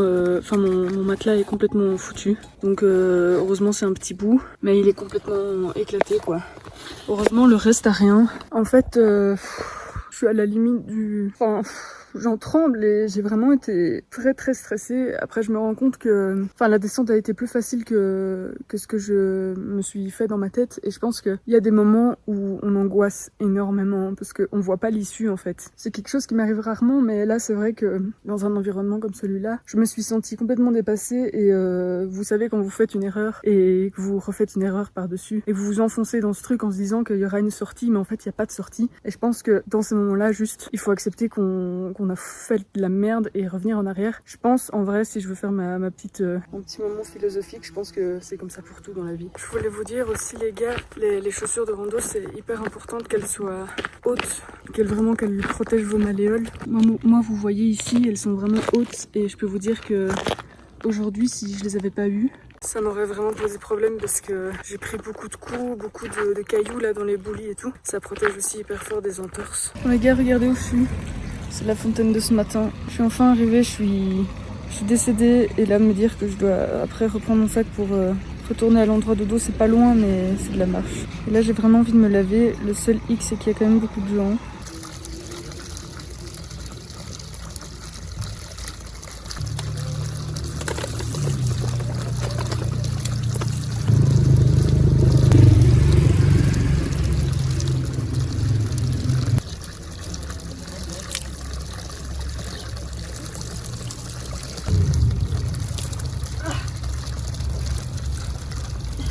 Bon les amis, j'ai une tête, on dirait je suis vraiment au bout du rouleau. Je me suis lavée, du coup je suis mouillée. J'en avais marre, j'avais envie de me laver les gars. Mais du coup mon short est mouillé, mon haut est mouillé, parce que je voulais me mouiller le dos et la poitrine. Il y a des gens, donc je ne peux pas me mettre à poil. Il est 20h17, donc il faut quand même que je me dépêche, parce que dans 1h30 on voit plus rien. Et les amis, je suis arrivée. J'ai mon petit saucisson, je me suis lavée, donc je suis plus ou moins propre, et je suis exactement au même endroit qu'hier. C'était une journée extrêmement périlleuse et fort en émotion. Je sais pas si je l'ai pris un peu comme un échec ou pas, parce que j'étais quand même très soulagée de revoir Saint-Nizier du Moucherotte. Franchement, quand j'étais tout en haut là, j'étais paniquée, et franchement c'est une des rares fois où juste en fait je savais pas quoi faire et quelle serait la suite, et je m'attendais vraiment au pire quoi. Après je pense que quoi qu'il arrive, c'est pas un échec, ça nous apprend beaucoup de choses, et ça nous apprend aussi à nous connaître. Je pense que je suis une personne qui panique très rarement, et je pense que je me fais assez confiance pour savoir de quoi je suis capable, et savoir que sur le plan physique je peux y arriver, j'ai beaucoup d'endurance. Sur le plan mental, je pense que j'ai un caractère qui est vraiment performant entre guillemets dans ce genre de moments. Et donc souvent dans des moments où je suis poussée sur le plan physique et psychologique, généralement j'aime bien ce genre de moments parce que ça me pousse toujours à me surpasser et tout.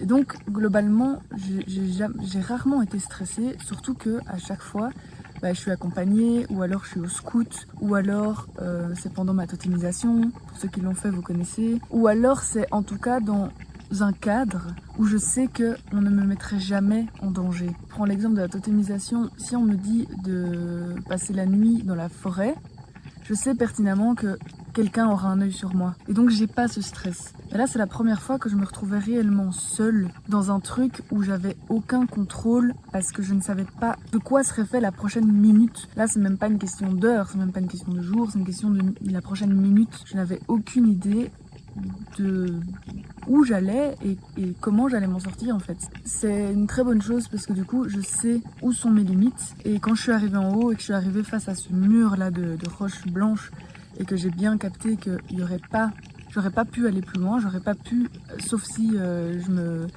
me mettais à faire l'alpinisme avec l'alpiniste avec 15 kilos sur le dos, mais c'était juste pas possible. Et en fait, je me suis rendu compte que pour arriver là, je m'étais mise en danger. Pour repartir, ça allait être d'autant plus un danger parce que escalader c'est une chose, mais escalader à l'envers, c'en est une autre.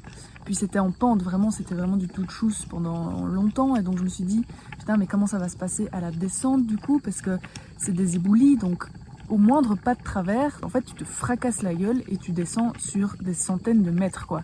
Et je suis arrivée en haut et j'ai eu une montée de sanglots d'angoisse. Vous voyez quand vous angoissez, j'ai très fort ça aussi dans l'eau, quand à un moment donné je me retrouve dans l'océan toute seule et qu'on s'éloigne de moi et que je suis toute seule. Et là j'ai eu exactement le même sentiment, comme si j'étais complètement étouffée par la situation. Et c'est là que je me suis mise à pleurer, et je pense que c'est complètement ok dans ce genre de moment de s'exprimer à fond et de lâcher toutes ses émotions, parce qu'en fait il va falloir trouver une solution par la suite. Et on peut pas rester comme ça éternellement sans solution à se demander quoi. À un moment donné c'est action-réaction, on est dans la merde. Là, t'as pas le choix de trouver une putain de solution pour t'en sortir, parce que vraiment, tu peux y rester dans le pire des cas, mais même tu peux y rester la nuit, dans la forêt, en pente, donc sans endroit où mettre ta tente, enfin, juste un enfer, vider tes batteries, qu'on te retrouve pas, enfin, c'est vraiment une situation qui était ultra stressante pour moi. Et donc en fait, là, je pense que c'est bien ok, j'avais besoin de pleurer. J'ai pleuré et ça m'a vraiment fait beaucoup de bien d'ailleurs de vous filmer ça et de m'exprimer, d'exprimer des mots et de sortir ce que j'avais dans ma tête. Là, avec du recul, est-ce que vraiment c'était aussi dangereux? Honnêtement, je pense que oui, parce que je pense qu'un accident est beaucoup plus vite fait que ce qu'on pense. Et en fait, on ne se rend pas compte à quel point la montagne, ça nous bouffe. En hiver, en été, ça nous bouffe. Alors en hiver encore plus parce qu'on voit pas les sentiers. Mais de manière générale, on n'est rien à la montagne. Et c'est ça aussi qui m'aide beaucoup quand dans ma vie ça va pas, c'est de me dire, je me casse à la montagne et en fait, je suis tellement rien.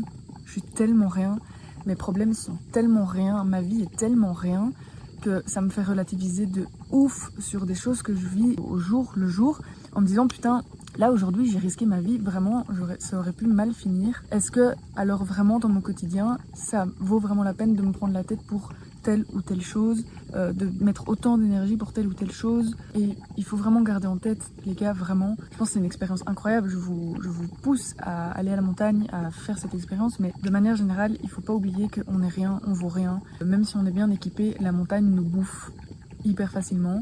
Et surtout, rester sur des putains de sentiers. Je vous l'ai dit le premier jour, je vous l'ai répété aujourd'hui, mais ça n'a pas suffi. J'en ai fait qu'à ma tête, j'ai suivi mon putain de GPS, ça n'a aucun sens. Je m'en suis voulu quand j'étais en haut, et je l'ai dit plusieurs fois que j'avais l'impression d'être débile. Je le sais, je le dis et je le fais quand même. Je fais ce que je dis et pas ce que je fais.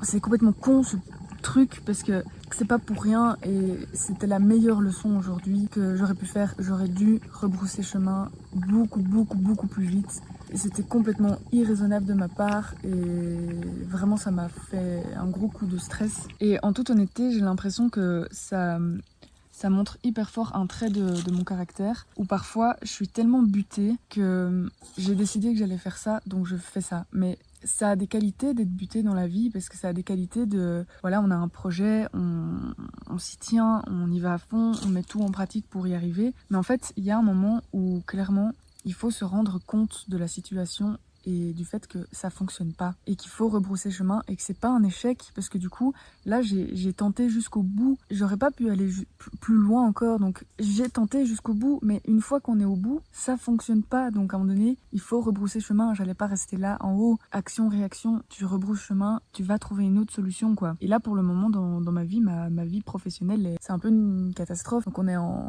juillet là, il y a 1 an et demi à peu près, je me suis mise à mon compte en tant qu'indépendante. Je sortais juste des études et je me suis mise à mon compte en tant que coach sportive. Le statut d'indépendante est extrêmement compliqué. Il y a énormément de charges. Là, j'ai été coach sportive chez Basic Fit à Bruxelles. Et en fait, j'avais 500 € de loyer à payer. J'avais 300 € par mois de cotisation sociale, plus mes impôts, plus tout ce qui va avec. Donc les déplacements, l'uniforme, le matériel de coaching qu'on n'achète pas tous les mois, mais qu'à un moment donné, ça coûte quand même de l'argent. Et en fait, j'avais énormément de charges et c'était très compliqué. Enfin, j'ai eu beaucoup de clients, mais il y a des périodes un peu plus creuses. Là, par exemple, en juin, juillet, août, les gens sont en vacances, donc en fait, les gens n'ont ni le temps, ni l'envie, ni l'argent pour ça. C'est pas du tout leur priorité. Et donc, il y a des moments qui sont très très creux, comme par exemple en décembre. Là, c'est le moment où clairement les gens font une pause et ils gardent leur argent pour les fêtes et ils reprennent vraiment en janvier, quoi. Et donc, il faut taffer à fond 8 mois sur l'année pour anticiper donc l'été et les périodes de fête de fin d'année, quoi. Et en fait, c'est hyper chaud parce que des clients, on en trouve, mais c'est très difficile de garder des clients parce que les coachings one-one en salle, ça a quand même un prix. Et en fait, c'est clairement un luxe. Et dans les moments de crise, quand les gens n'ont pas beaucoup d'argent ou quand la vie commence à être très chère, c'est plus du tout la priorité. Et donc en fait, j'en ai trouvé beaucoup des clients, mais ils restaient jamais assez longtemps. Ce qui fait que tous les 3 mois, parce qu'un contrat, moi je l'ai fait minimum 3 mois, je devais changer ma clientèle. Et les moments où je trouvais moins de personnes, etc., je rentrais pas dans mes frais. Et en fait, c'était juste un enfer parce que c'était énormément d'énergie pour survivre en fait. Parce que avec ça, je payais mon loyer. À Bruxelles, c'est quand même cher. Après, il y a quand même ma vie, les assurances, la comptabilité. Enfin, c'est toutes des conneries qui au quotidien coûtent énormément d'argent. Et en fait, ça m'a complètement tuée. Et là, j'ai dû arrêter mon statut d'indépendante. Et ça a été extrêmement difficile pour moi parce que je l'ai vécu hyper fort comme un échec. Mais en fait, ça fait, quand j'ai commencé en février, il y a 1 an et demi, ça fonctionnait super bien. Et puis petit à petit, ça a un peu décliné. Et là, clairement, ça fait 1 an que ça fonctionne pas et que je suis juste en mode survie extrême. Surtout que j'ai eu une période très compliquée dans ma vie où j'avais besoin de liquidité. Et donc, il se fait que j'ai cramé tout ce que j'avais. Enfin bref. Et donc là, ça fait 1 an que juste en fait je survis et que je dois rembourser des dettes. Je m'ouvre hyper fort à vous parce que c'est pas une honte en soi et ça fait partie clairement de la vie, mais c'est juste pour vous dire que je voulais pas arrêter les coachings parce que je me disais ça va fonctionner. Là il va y avoir septembre, il y avait pas vraiment de gens, donc je me disais c'est pas grave, ça va arriver. Puis la période de décembre arrivait, bam, ça me foutait dedans, fallait toujours payer les charges, toujours payer les loyers, toujours payer les cotisations sociales alors que j'avais pas beaucoup d'argent qui rentrait. Puis je me disais ouais mais janvier ça va le faire, et janvier rebelote, c'était pas trop ça. Et donc en fait j'ai tenté encore pendant très longtemps. Et là, je suis arrivée à un point où, en fait, j'ai dû arrêter mon activité d'indépendante. J'ai dû mettre un terme à mon contrat. Et donc là, je suis plus indépendante. Et c'est très, très, très compliqué pour moi parce qu'aujourd'hui, du coup, en fait, je vais faire quoi? Je vais aller où? Est-ce que je vais avoir un CDI à mi-temps pour continuer YouTube, etc. Enfin, vraiment, c'est le néant total. Et en fait, ça m'a méga fait penser à aujourd'hui, cette situation, parce que j'ai tellement forcé, sans me rendre compte qu'en fait, à un moment donné, stop. À un moment donné, ça va plus. À un moment donné, il faut prendre conscience que ça va plus et juste évoluer et faire demi-tour et accepter en fait, trouver une solution parce qu'il n'y a plus le choix. Là, il faut que je trouve une solution, il faut que je gagne ma vie, il faut que je gagne de l'argent. J'ai vraiment pas le choix, même si c'est pas un truc que j'apprécie, l'argent, mais en fait, on peut pas vivre sans, quoi. Cette année et demie en tant qu'indépendante, ça m'a appris plein de choses. En fait, ça m'a propulsée dans la vie d'adulte plus.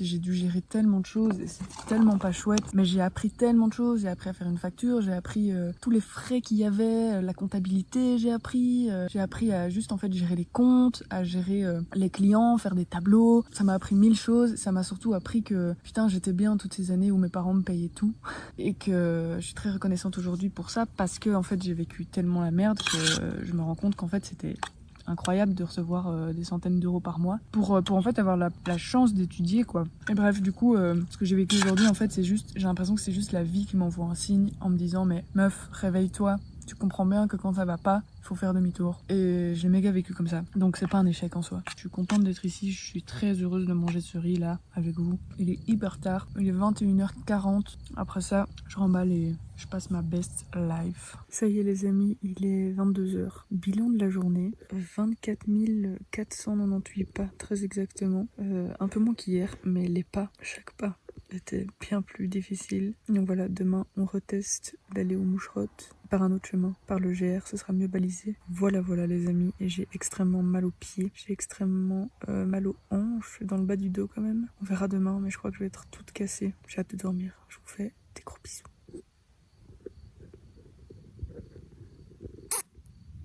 Bonjour les amis, bienvenue dans ce jour numéro 3. Écoutez, je me suis endormie vers 22h15, 22h20 et je me suis réveillée à 7h43, c'est-à-dire que j'ai dormi 9h30 et c'était une de mes meilleures nuits. Aujourd'hui il fait déjà très très chaud, il est 8h12 très exactement les amis. Je vais essayer d'activer un petit peu aujourd'hui, je vais essayer de quand même démarrer avant 10h, ce serait quand même top. Aujourd'hui du coup on va aux Moucherottes, c'est 2h30 de marche je pense et après je redescendrai déjà vers Grenoble les amis parce que aujourd'hui du coup c'est le 3e jour plein et c'est déjà le dernier jour plein. Demain je suis toute la journée dans la montagne mais demain soir ma destination finale est Grenoble pour prendre un train. C'est-à-dire demain c'est mon 4e jour plein mais je dors pas dans la montagne quoi. Donc voilà, dans la matinée je pense que ça va bien grimper comme hier. D'ailleurs j'ai mal au mollet droit. Waouh, je pense que j'étais tellement sur la pointe des pieds, tellement on était en montée. Je pense qu'aujourd'hui ça va grimper de ouf. Donc voilà, je m'y fais psychologiquement. Mais en après-midi, ça va plutôt redescendre du coup. Parce que là, à midi, ce sera vraiment le point culminant de ce petit voyage, quoi. Donc voilà, hier, en vrai, j'ai pas réfléchi au dénivelé. Mais vous voyez, quand j'ai fait ma petite vidéo au Gros Rocher, j'avais déjà fait 300 mètres. Et ça, c'était même pas en 30 minutes, je pense. Et après, j'ai continué à faire ça pendant 1h30. J'ai fait 3 fois ce que j'ai fait, donc en logique, ce serait 1200 mètres de dénivelé. Je pense qu'on peut arrondir à 1000 mètres pour être sûr d'être dans le bon. Et donc, c'est énorme. Vraiment, c'est mon record de dénivelé le plus dur. C'est mon record de moment le plus dur dans la montagne, quoi. Vraiment, je me souviendrai toute ma vie, je pense, du jour d'hier. J'ai pas fait de cauchemar, je suis contente parce que j'avais peur de cauchemarder là-dessus. Oh là là, quelle angoisse quand j'y pense. Aujourd'hui c'est un nouveau jour, je suis très contente d'être ici. Il est 10h30, c'est-à-dire que je suis seulement 30 minutes plus tôt que hier, ce qui est vraiment pas ouf. Alors pourquoi je veux pas trop traîner? Ce qui s'est passé hier, c'était vraiment meilleur exemple. En fait, ça vous permet de vous perdre et d'avoir une galère sans risquer d'y passer la nuit, quoi. Vous voyez ce que je veux dire? Donc c'est pour ça que je vous conseille quand même de prévoir d'arriver à un endroit entre 16 et 17h. Comme ça, vous pouvez avoir 2 heures de rab, quoi, vous voyez. Là, hier, j'ai démarré beaucoup trop tard. Enfin, c'était pas du tout raisonnable. Ok, les amis. Bon, je passe à côté d'un trait du GR, donc je suis sur le bon chemin. J'ai croisé un couple de femmes qui y allaient aussi. Donc non, je pense que je suis sur la bonne voie. Et regardez à côté de quoi je passe. Yeah, le tremplin que je vous ai filmé hier, juste derrière là. Donc il y a 24 heures, j'étais ici. Bon. Je me suis encore gourée. Cette randonnée est infernale. Je ne me gourre jamais, absolument jamais, habituellement. Et là, je ne comprends pas. Il y avait un panneau et il n'y avait pas le Moucherotte indiqué. Donc je continue tout droit. Et ben je me suis gourée, putain. Donc là, je dois revenir sur mes pas. Bon, là du coup, il y a un panneau, les Moucherottes, 1h40. Donc j'imagine que c'est par là, on est d'accord, mais regardez déjà ici, il y a un premier sentier et un deuxième sentier. Et vous voyez, c'est tout le temps comme ça. C'est trop chiant. Mais les chemins comme ça dans les bois, c'est vraiment hyper chaud. Enfin là, le sentier est plutôt clair, mais parfois il y a vraiment 1000 trucs différents, quoi. Enfin, bref, allons-y. Ok les amis, bon, le Moucherotte, 1h40, 3 km. On est d'accord que c'est par là. Ok, je vous filme tout maintenant parce que vraiment j'ai peur de me gourer à chaque fois, quoi. Vous voyez, là encore une fois, moi je viens de là. Donc là il y a déjà 2 chemins. Et là il y en a un ici. Et ici il y en a 2. Un par là et un par là. Vous voyez, c'est vraiment très chaud parce que dans des endroits comme celui-ci, on a du mal à capter que c'est un sentier, quoi. Mais hop, je l'ai repéré. En fait c'est vraiment où est Charlie dans la montagne, quoi. Je sais pas si vous le voyez là. En tout cas les amis, il fait terriblement chaud. Et je reconnais vraiment la forêt d'hier. J'ai l'impression que je recommence. C'est un peu bizarre, mais je suis rassurée parce que je continue à voir les traits. Oh les gars, regardez-moi cette vue qu'on a. C'est ouf, on est très haut. Donc ça c'est le petit chemin que je prends Il est très dur, mais il est dans la forêt, c'est sympathique les petits chemins comme ça, j'aime bien. Parce qu'on est vraiment à la porte de la falaise, quoi. Regardez les amis, ça monte plus trop. J'ai l'impression qu'on va quand même arriver. J'ai vraiment l'impression qu'on est sur un haut plateau. C'est hyper agréable. Comme une petite clarée en fait. Mais avec une vue. Et donc c'est ça qui est chouette. Putain les gars, regardez où je suis. Je n'en peux plus. Vraiment, ça ne fait que monter. Ce qui est incroyable aussi, c'est que sur tout le chemin rouge là, regardez au bout là, il y a une petite cabane. Ça veut dire qu'on est vraiment tout proche de la table là. Et regardez ce que je vois là. On ne voit pas bien, mais derrière l'arbre là, j'aperçois une cabane. Regardez les amis, ça y est, je suis enfin à la cabane. Ça veut dire que je suis vraiment pas loin du tout du paysage panoramique des Moucherottes, là où j'ai absolument envie de m'arrêter pour manger. Et en fait là c'est une cabane où on peut s'abriter si on a le moindre problème. La nuit on peut dormir là, en hiver s'il y a des grosses tempêtes ou quoi que ce soit. En fait c'est des cabanes qui sont ouvertes à tous. Donc là on est à l'intérieur de la petite cabane. Habituellement c'est vraiment... il n'y a rien quoi. Là des cabanes comme ça c'est assez luxueux. Il y a plein de gens qui ont pris plein de trucs. Ça c'est un peu dommage. Donc on peut dormir là par exemple avec son matelas. Donc voilà, ça c'est super bon à savoir, c'est marqué sur les cartes aussi. Hop, il reste un matelas là. Les amis, ça y est, j'y suis, regardez-moi. Tout derrière moi là. Et là derrière, c'est Grenoble. Je vais vous montrer. C'est vraiment un 360 de ouf. Putain, c'est dingue. Donc là, moi c'est le coin, je viens à peu près de là-bas. Regardez là, on voit... la petite cabane, je viens de parler à ces deux filles là, elles étaient très sympathiques. Hop, et là regardez. Boum, Grenoble. Regardez, c'est gigantesque. C'est abusé. Et là, toutes les neiges éternelles. Non mais, un truc qui est fou, c'est que je viens de Grenoble. Et le truc le plus fou, c'est que dans 28 heures, très exactement, je dois être là-bas en bas. Et donc, les amis, c'est là qu'on rencontre un petit problème. C'est que dans 28 heures, du coup, je dois être là-bas. Et il est 14h30. Là, je vais m'arrêter pour manger. Et je suis en fait complètement à la bourre aussi. Je me vois mal redescendre à Saint-Nizier. C'est quand même dommage de dormir 3 fois au même endroit, quoi. Je sais pas ce que vous en pensez. Le problème, c'est que la Rochetière, en fait, c'est plus loin que Nizier. C'est un petit endroit que j'ai repéré où il y a énormément de champs. Mais c'est un peu plus loin que Saint-Nizier. Et là, je me dis, si je m'arrête pendant 1 heure, ça veut dire qu'il est 15h30. La descente, je crois qu'en 2 heures, c'est bon. Parce que là, du coup, la montée, je l'ai fait en 2h40 au lieu de 2 heures. Mais du coup, ça veut dire qu'à 17h30, je suis en bas. Si je dois aller à la Rochetière, à nouveau, ça me fait un peu à la bourre, quoi. Ça me fait peut-être 18h30, 19h. Ce qui est pas ouf, hein. C'est énorme. C'est incroyable, putain. C'est gigantesque.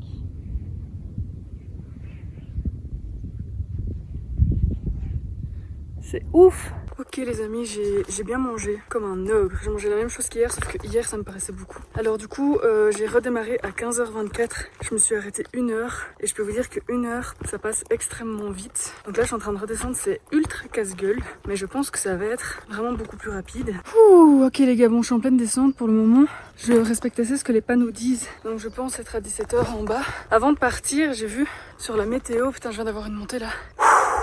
J'ai vu avant de partir sur la météo que le 12 il y allait avoir beaucoup d'orage. Et les filles là, elles m'ont dit que j'ai croisé en haut, elles m'ont dit qu'elles avaient peur que ça arrive déjà, maintenant. Et du coup elles se grouillaient à redescendre.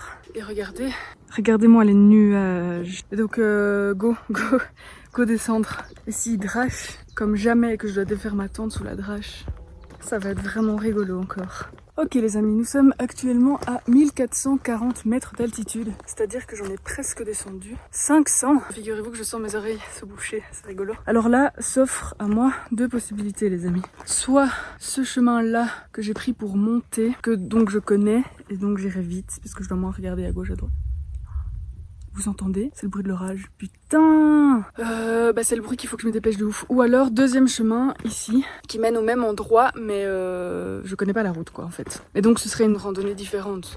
J'hésite. Je crois que je vais prendre mon chemin, comme ça je connais. Et comme ça, je me perds pas. J'ai été traumatisée hier. Ce qui est méga stressant, c'est que l'orage fait qu'il n'y a pas beaucoup de lumière du tout et que là, je vais rentrer dans les bois. Ça va me faire flipper comme jamais. Regardez, on est quand même d'accord que c'est pas ultra ensoleillé, clair et tutti quanti. Hein. On est d'accord, putain, hier si j'étais restée jusqu'à noir dans la forêt, j'aurais badé de ouf.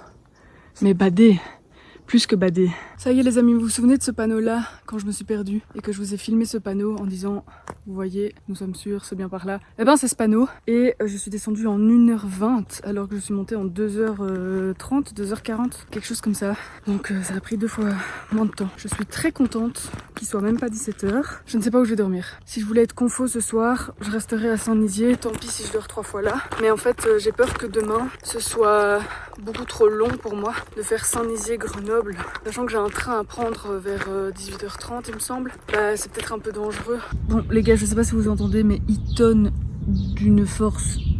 Voilà, j'en ai même plus les mots. Moi je suis au cimetière là, donc tout près du centre de Saint-Nizier-du-Moucherotte. Je suis en train de regarder parce que vraiment là il tonne fort quoi.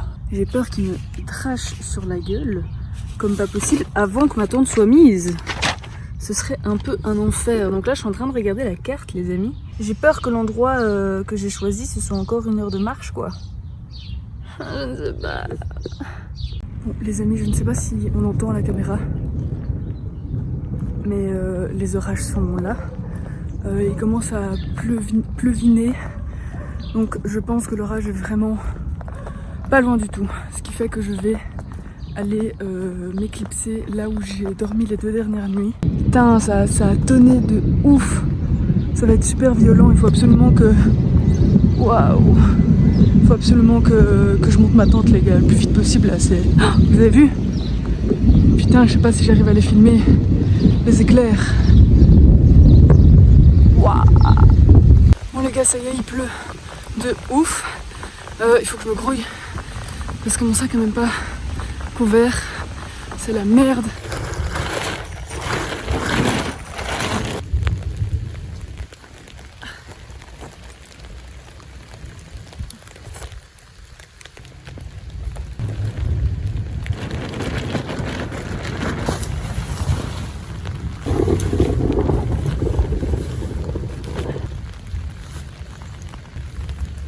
Bon, la tente est mise les amis, c'est le bordel dedans, enfin du coup j'ai rien mis dedans, j'ai juste tout envoyé. Je sais pas si on le voit mais il pleut, mais vous entendez, dans la tente on n'entend rien parce que je pense que je suis méga protégée des arbres. Donc c'est une très bonne chose. Bon les gars, il pleut plus trop, enfin il pleut plus du tout en fait. Les nuages s'en vont, regardez derrière, le ciel revient. Le ciel bleu, pas le ciel. Écoutez, je me suis mis en sous-vêtements, donc j'ai gardé ça et ma petite culotte. Et je vais faire chauffer de l'eau, parce que voilà, finalement, pourquoi pas. Donc voilà, je l'ai pas vu, mais je me suis installée sur une grosse bouse.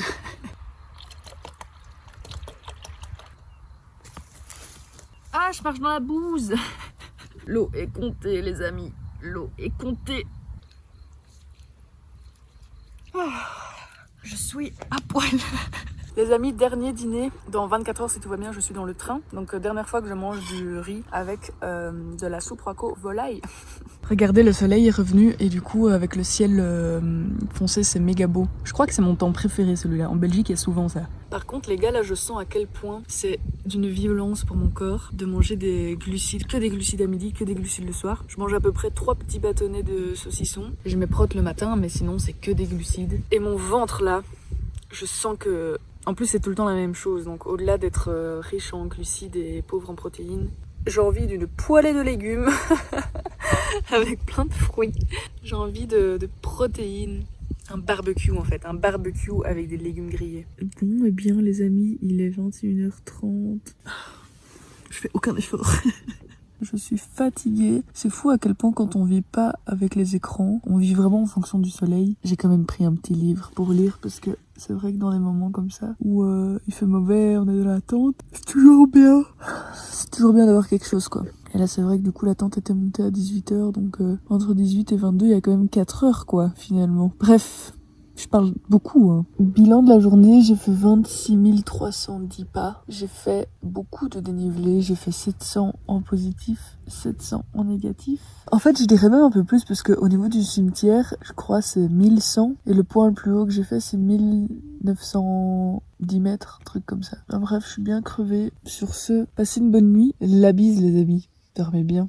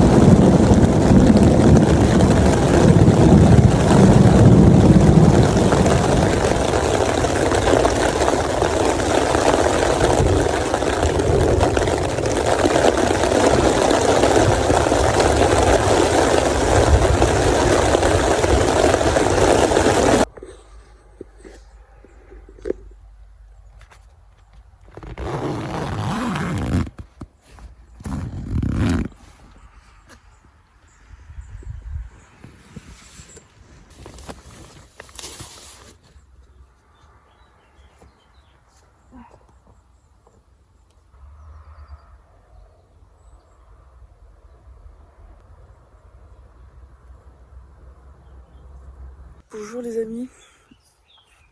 Comment vous dire que cette nuit a été... Les orages étaient monstrueux. Mais il y a même eu des moments où j'ai eu même peur quoi. Alors que j'ai jamais eu peur des orages. Mais parce qu'en fait je suis sous des arbres. Après je me suis dit qu'il y a quand même des arbres beaucoup plus hauts. Donc je ne risquais rien. Putain c'était ouf. C'était super violent. Il y en a eu... à minuit, il y en a eu à 2h, il y en a eu à 5h. Enfin, je suis épuisée. Mais là, il est 7h45, il faut que je me lève parce que j'ai de la route. Le gros souci, c'est que ma tente est trempée. Je vais devoir la replier trempée, donc je sais pas trop quoi faire. Je vais essayer de la sécher comme je peux. Bon, après, heureusement, il n'y a pas d'orage maintenant. Ça aurait été vraiment l'enfer. Bon les gars, j'ai essuyé ma tente avec mon petit essuie, qui est du coup lui aussi trempé, mais je me dis c'est moins grave que ma tente. En fait, je m'inquiète parce que je sais pas si je vais pouvoir la plier dans son étui et tout, parce que du coup elle va prendre plus de place, ça va être plus lourd et tout. Donc je pense que ça va être très galère pour faire mon sac. Heureusement c'est le dernier jour. La tente n'a pas bougé, en fait il faut vraiment bien la tirer quand vous l'attachez, de manière à ce que la tente blanche là ne colle pas la tente verte. Donc en fait c'est la tente verte qui se mouille, et la tente blanche c'est la moustiquaire dans laquelle vous dormez, et donc en fait si les deux ne se touchent pas, vous avez pas du tout vous êtes pas mouillé quoi. Putain les gars, pour revenir vite fait sur cet orage cette nuit, il y a eu parfois des éclairs immense qui m'éblouissait parce que moi forcément je dormais dans le noir depuis 2 heures déjà. Le bruit était en même temps que l'éclair et c'était un bruit aussi violent que l'éclair. Enfin, je n'ai jamais dans ma vie entendu ça. Mais donc ça veut dire que l'orage était genre juste au-dessus de ma tête quoi. Si le son était en même temps que la lumière, ça veut dire que clairement il était au-dessus de ma tête. Et j'avais l'impression qu'il tapait contre le sommet de la forêt et je me dis si j'avais filmé dehors j'aurais filmé des dingueries, mais en fait laisse tomber, déjà j'étais épuisée et en plus moi je mets pas ma tête dans une tempête, ça c'est vraiment de la curiosité qui tue.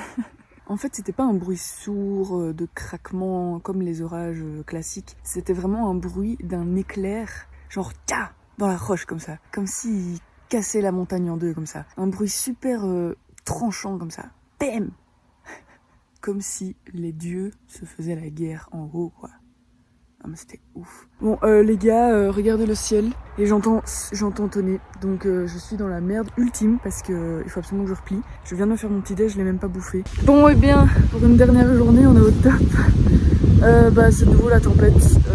Y a pas d'orage, mais c'est pluie et vent. Putain, moi je me suis levée en mode petit café, on se pose. Oh là là, cette nuit c'était ouf. Que nenni, je n'en ai pas encore fini. Regardez les amis, on est dans les nuages. C'est beau hein. Ça y est les amis, Saint-Nizier du Moucherotte. Je te quitte pour de bon cette fois, il n'y aura pas de 4e nuit. L'indispensable c'est vraiment le coupe-vent, parce que même s'il pleut pas, quand vous êtes en hauteur, parfois il y a énormément beaucoup de vent. Et le kawaii pour le sac, ça c'est vraiment indispensable, même si c'est caniculaire en partant. On ne sait jamais de quoi l'avenir est fait, surtout en montagne. La météo change ultra rapidement. Ok les amis, nous arrivons à Blanche-Neige. Vous allez d'office reconnaître que je vais vous filmer, là où j'ai mangé. Nous sommes à 950 mètres, donc j'ai déjà descendu 250 mètres.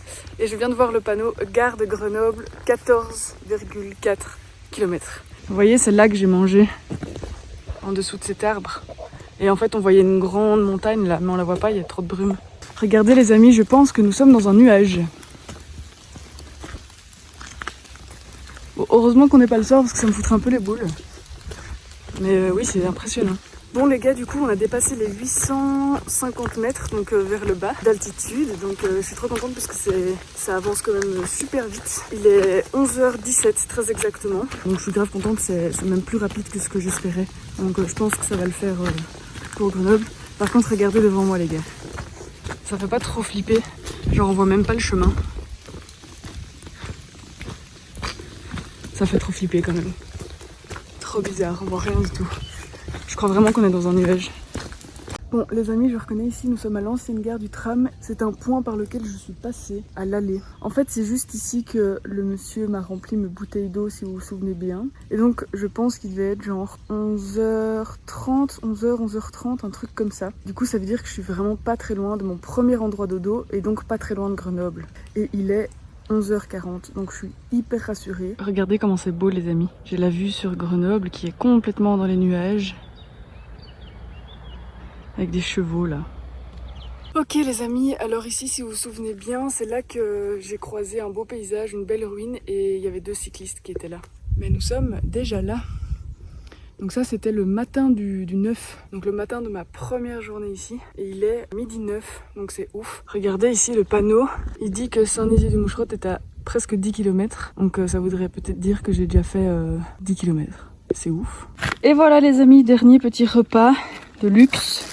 Donc le midi c'est couscous avec un petit curry.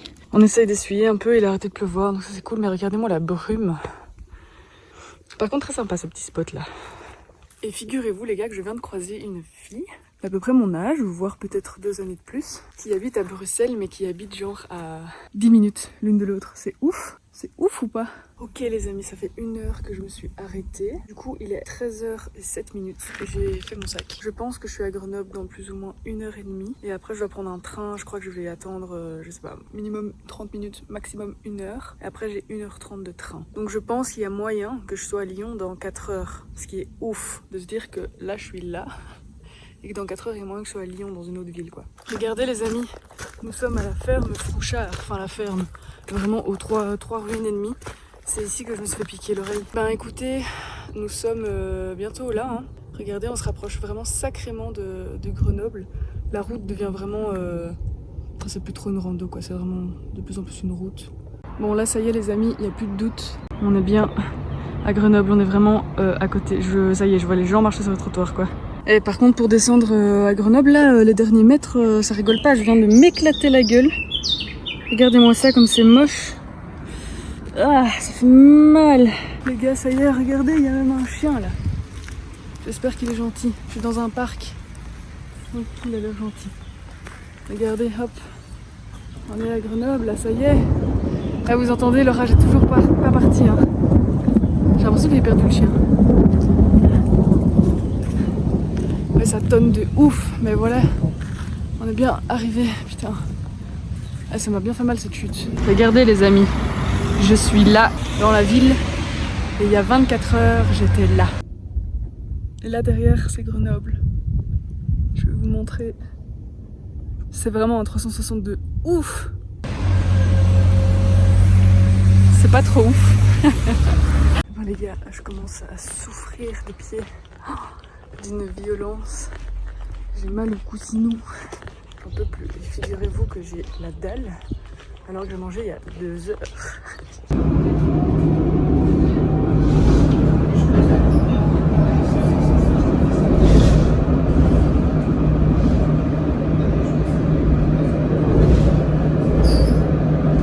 Prochaine station, Goliath de Magasin.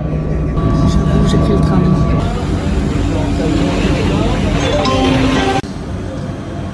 C'est bon, je l'ai fait. Les gars, regardez-moi ce luxe. C'est si confortable.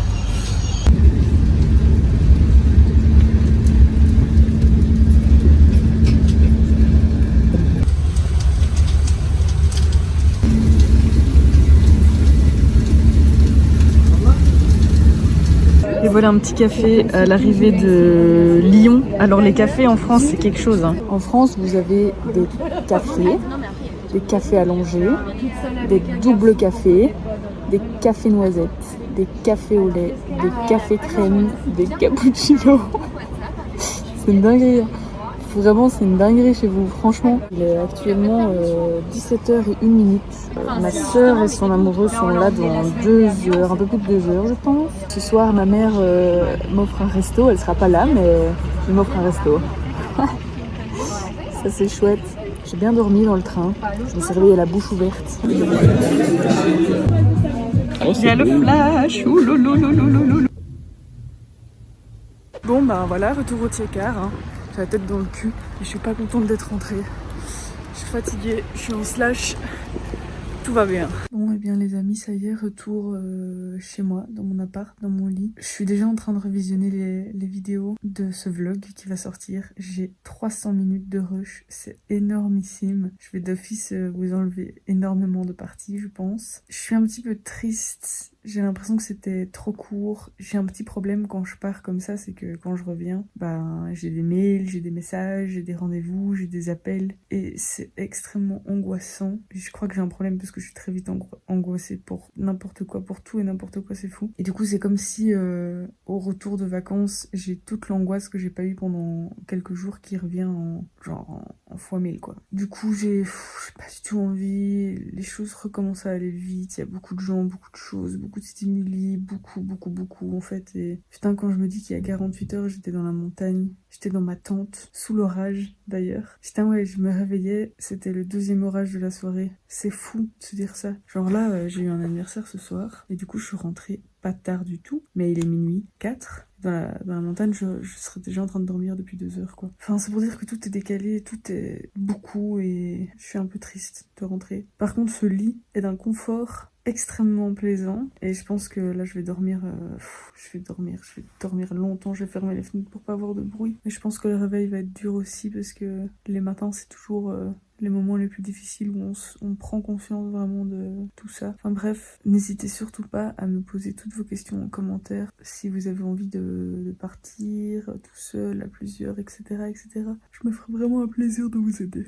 Sur ce, bonne nuit les amis.